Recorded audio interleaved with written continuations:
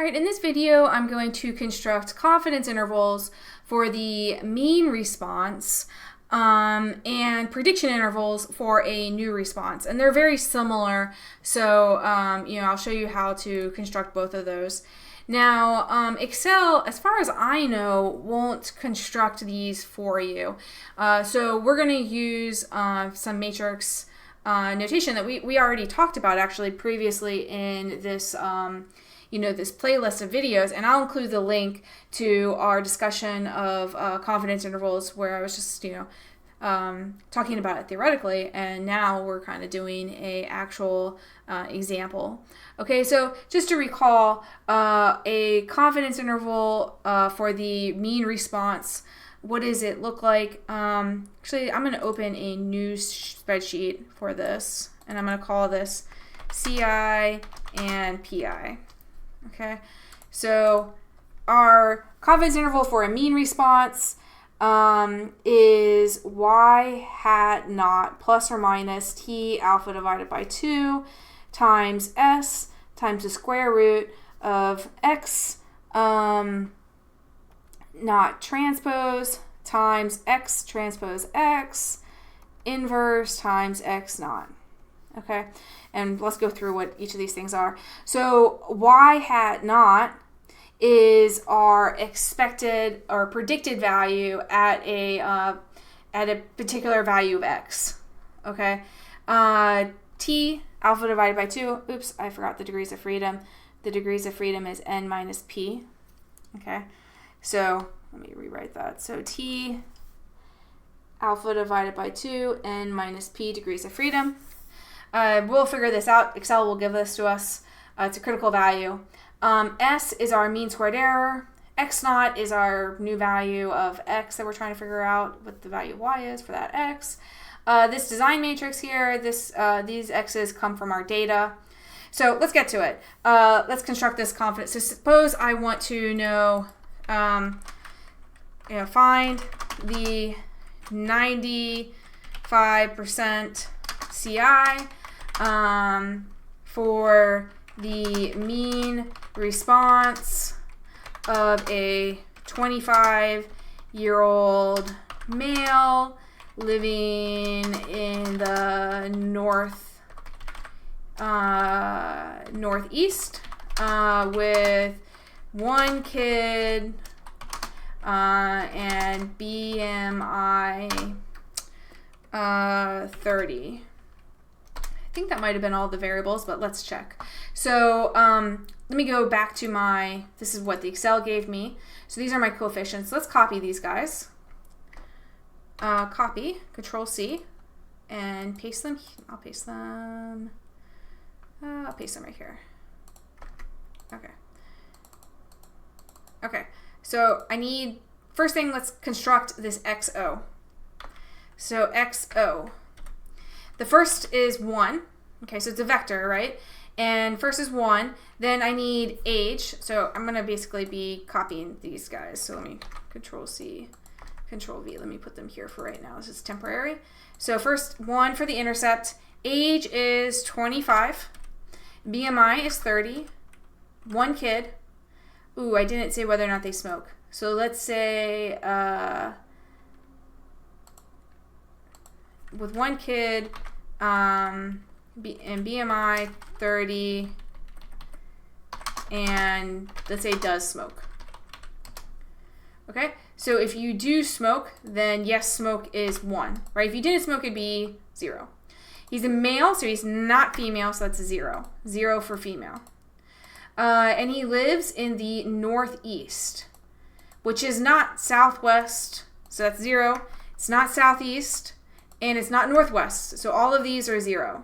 Okay, and then BMI times smoking is this, BMI times smoking. Okay, so yeah, that's X. So I don't need these guys. Let me delete. Lift up. Okay, so this is X naught, right? It's not necessarily one of my observed people, but this is who I'm constructing a confidence interval for the mean response for. Okay, so next let's find out what y not hat is. Okay, so it's going to equal, let me write it here. So y hat naught equals x naught transpose times b, right? So let's go ahead and write that down. So this is b, right? This is b right here. I didn't mean to actually highlight that. Okay, so equals matrix multiplication, so mm mult. Okay, then I'm going to type in transpose. And I'm going to transpose x naught. All right, and then I'm going to type in, so then I need to highlight b. This is b. Okay, so this is my predicted value of the insurance cost. Well, it's 1 over the insurance cost. And for right now, actually, I'm going to just construct this interval for 1 over the expected value, because I have done a transformation. So, if you recall, we discussed, how that transformation really messes with things in terms of your interpretation in a previous video. So, but this transformation I did was 1 over the cost. So let's go ahead and we're going to construct the confidence interval for the expected 1 over the inverse of the cost. Okay.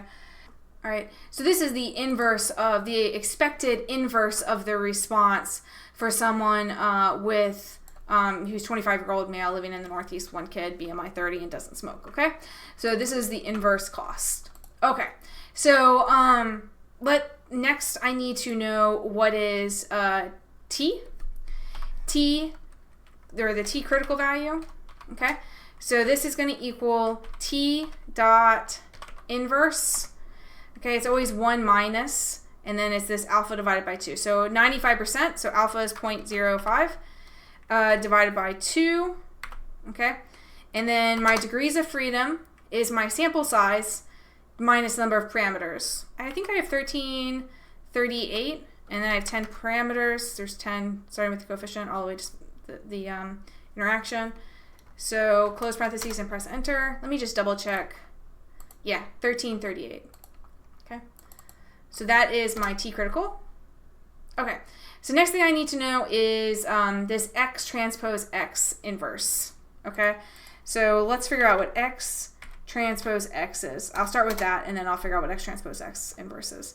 Well, to know what that is, I need to go back to my original data. So let's go data. Here's my data. Let me scroll up. Okay. These are my X variables. So I want to highlight all of them. Control C.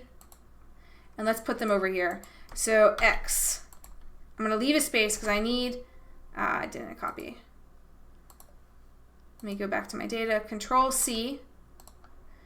Control V. Okay, so this is all my X data, and I'm leaving a column for 1, right? Don't forget, you need, for your design matrix, you need 1s in the first column. Okay, so this whole guy, including the 1s, is my X matrix. So I don't think I left enough room for XX transpose. Let's do XX transpose over here. So equals mult, okay? First take the transpose. So transpose of X, okay? Highlight all of your X data. Scroll back up. Okay, I put a comma, now do X again.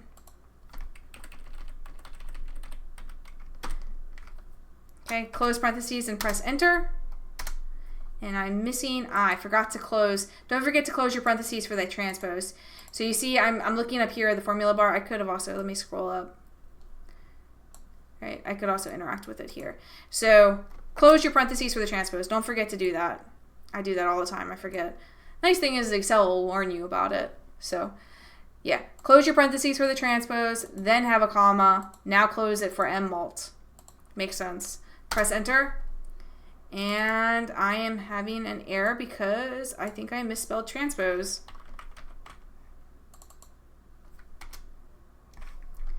Transpose. Press enter. There we go. Okay. All right. So you gotta have it in there just right? You have to make sure you spell transpose correctly, close your parentheses appropriately, and you'll get XX transpose. So now I'm ready. Now that I have that, I'm ready for XX transpose inverse. Okay. So let's figure out what the inverse of that matrix is. So type in equals inverse, M inverse, don't forget the M inverse, okay, and then highlight, okay. Close parentheses and press enter, and there we go. Okay, so now I need this X transpose times this guy, okay, so you gotta kind of build this up. So X naught transpose times X transpose X inverse. Okay, inverse. So this is going to equal mult. Okay, the first thing I want is the transpose. So type in transpose of X naught, which is this guy. Okay, and then the second one I want is multiplied by this guy. Okay, close parentheses and press up. Don't forget to close parentheses on your transpose first. Then close parentheses for the whole thing. So we have the transpose, and then we have this guy. Press enter, and there we go. Good, and then last thing I need is to multiply that by XO on the back end. So equals mult, mult. Okay, first take this guy, and then multiply it by this guy. Okay, close parentheses and press enter. And finally, I have the center of this square root, right? All this stuff that's in the center of the square root. Now, S. What's S? S is our the square root of our mean squared error.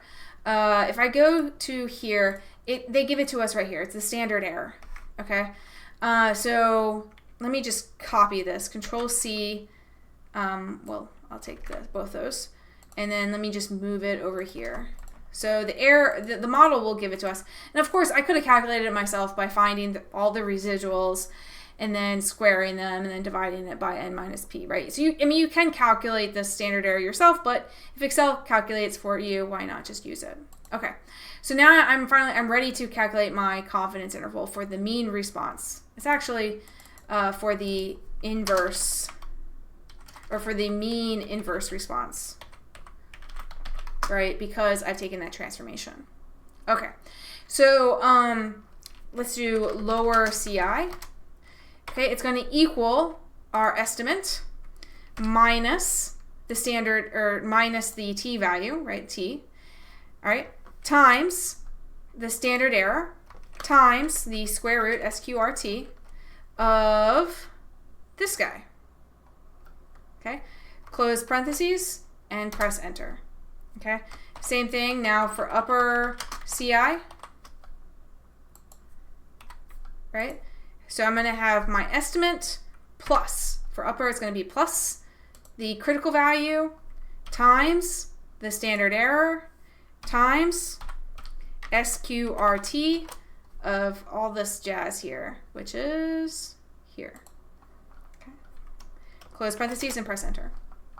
Okay, so this is the confidence interval for the mean inverse response of a 25-year-old male, blah, blah, blah. Okay, what about prediction interval? Well, if you've already calculated the confidence interval, the prediction interval is pretty easy. So if I were to change this, find the prediction interval for the inverse response, so for the inverse cost of health insurance of a 25-year-old male living on the Northeast, all this stuff. The formula, it changes just slightly. So since it's for the inverse, only because I have a transformation here, usually you would just have y hat naught. And then you'd say plus or minus t alpha divided by 2, n minus p, s. All this stuff is the same. The only thing that's different is you have a 1 there. So 1 plus all this jazz. Okay. So when I'm constructing this, right, let me go ahead and insert, let's make some space for myself, right? So I can actually, I'm going to take this, I'm going to say lower PI, right?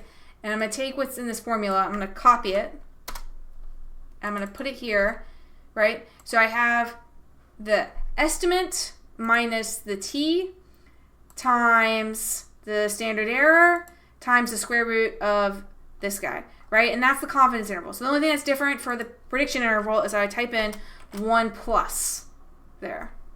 So inside the square root, okay? And press enter.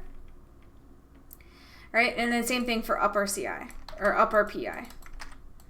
So upper PI, I'm going to take this formula, Control C to copy it, Control V to paste it, and I'm going to put 1 plus. Okay, so this is my prediction interval between these two numbers. The inverse of the cost is going to be between these two numbers.